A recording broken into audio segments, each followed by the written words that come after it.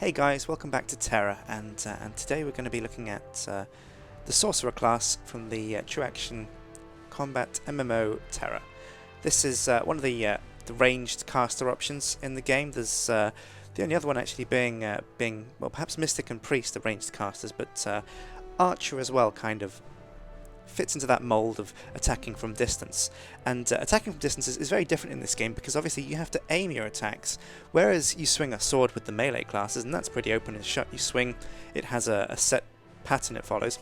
You get a crosshair with the Sorcerer and the Archer and the other ranged classes, and that's something you have to aim at monsters and hit their hitbox to actually make the fireballs and such connect.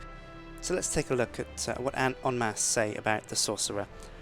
Sorcerers fight from range, shaping magic through an arcane disc, channeling the force of will into sheets of flame, icy blades, and spheres of pure energy.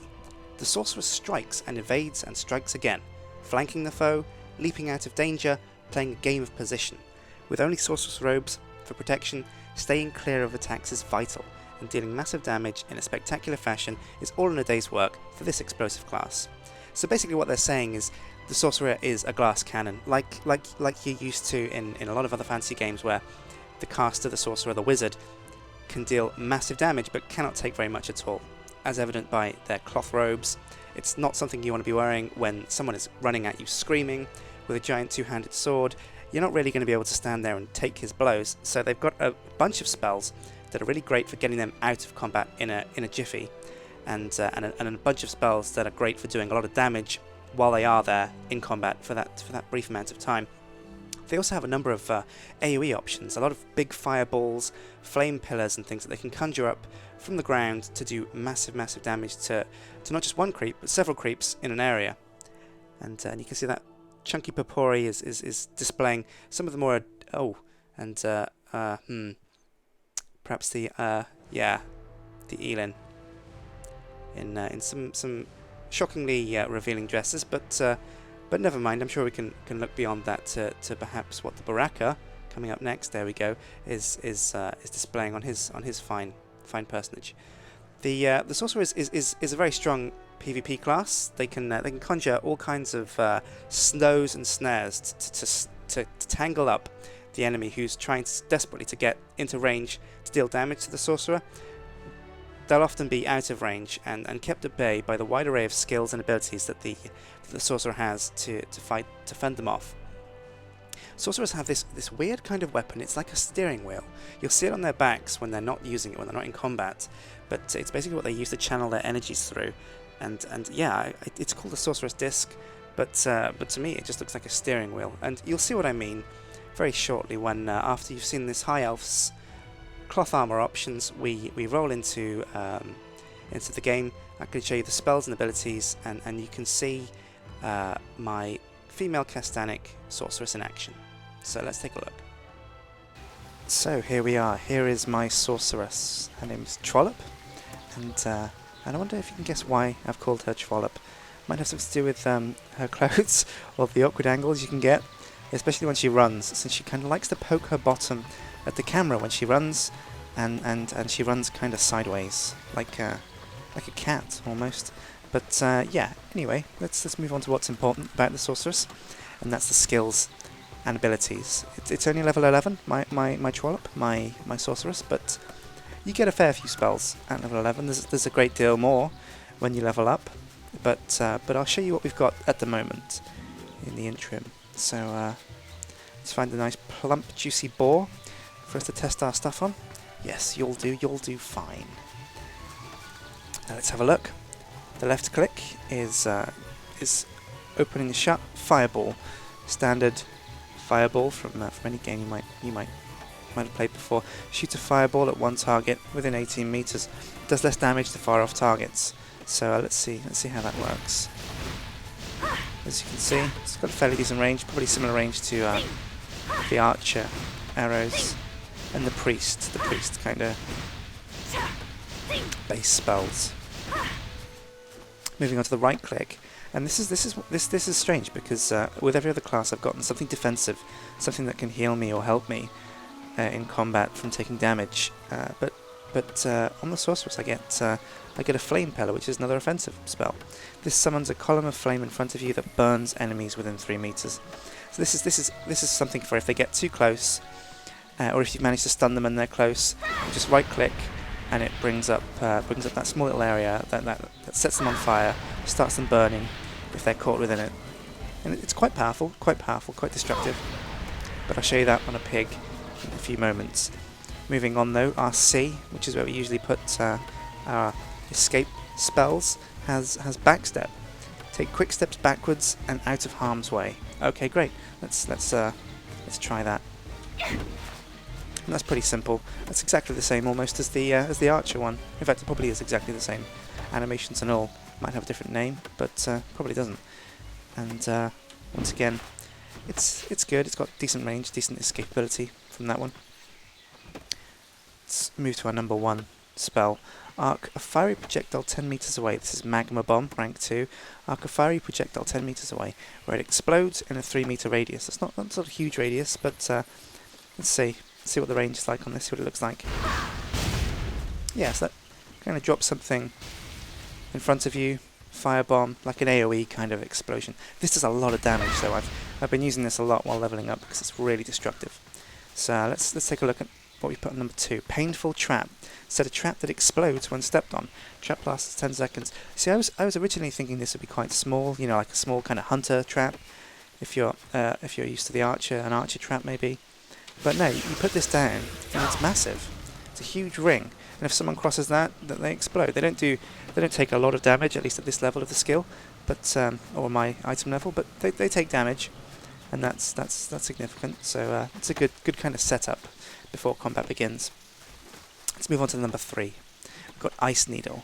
Launch an ice shard up to 18 meters that briefly slows target's movement speed by 20%. Now this isn't just a snare. I got this kind of recently, I think about level 10 or so, and it does a lot of damage. It's really impressive damage, but let's see it in action. Send a slow shard out, and it's so slow actually it can be quite hard to hit, so you have to be careful to kind of, generally it's a good idea to distract them and get them to come towards you, so that when you shoot that, they're going to be walking towards you and you pretty much can't miss. So let's move on to number 4, Time Gyre.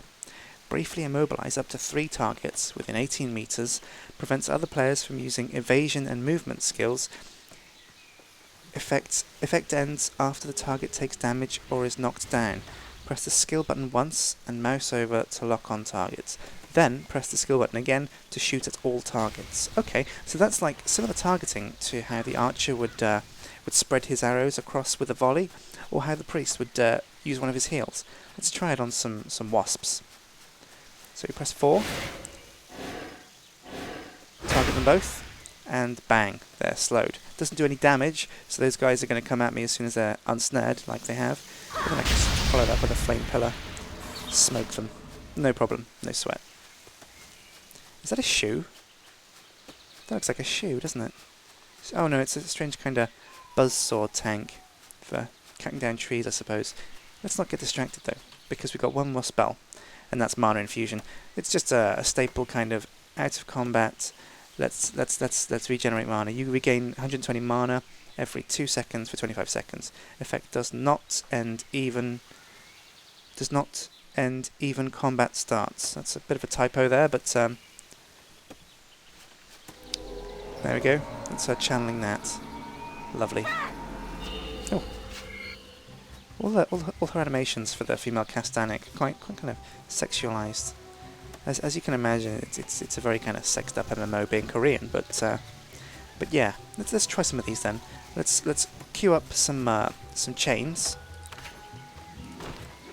Chains are essentially, you get your spells on the left, and what you do is you add spells to the right. That means when you cast the left spell, you can chain the one to the right very quickly after it, and you can form actual chains by chaining one skill to another, that's chained to another, that's chained to another, that's chained to another, etc. So if we start with a fireball, and then we will move to a magma bomb when they get in range, and once they've been magma bombed, we will ice needle them. So where's magma bomb on this? There it is. Into an ice needle, and once they've been ice needled, we're going to want to go back to I don't know actually. Once they've been Ice Needle, we're probably going to go back to Fireball. So it's not really worth setting up another. But we could set up Flame Pillar just in case they're too close and we want to Flame Pillar them. And then after Flame Pillar, we're definitely going to want to backstep. So that's a few chains set up. Let's see these in action. Looking at the Fireball. Well, he's a bit out of range for the Magma Bomb, not for the Ice Needle. Flame Pillar, and then jump back. And then you can start the chain all over again with the Fireball. Although this guy's going to die pretty soon, I'm not going to bother. Let's try that again with something at range. See if we can nail somebody with this Magma Bomb and get a proper chain going. So yeah, 15 meters sounds like a good range to start. Magma Bomb. When he's in range at least. Oh! He's charged at me, so I couldn't do that. Get the rest of the skills off though.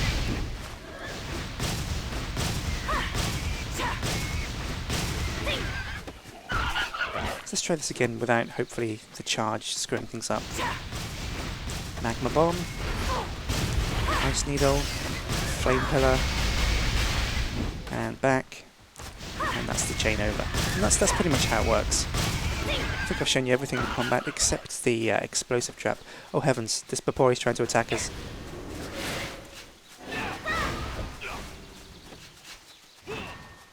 But these guys are terrible, so I'm under no threat at all. I'm too pro for these scum. Oh, I've been caught. Oh, I'm out of there. Come on, get away. Angry Bapori. Oh, and I'm toast. Ganked by a couple of angry little bear dudes. But yeah, that's the mistake I made when rolling on a PvP server with this character. So I think we'll end it there.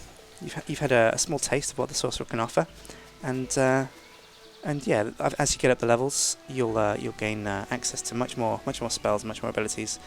And the game should become a lot more dynamic. But even at level 11, you get a lot of room to set up rotations and to get experimental with how you deal with monsters and various creeps that might attack you. I've been Sjin. Subscribe if you've enjoyed. I hope you have, and I'll see you next time.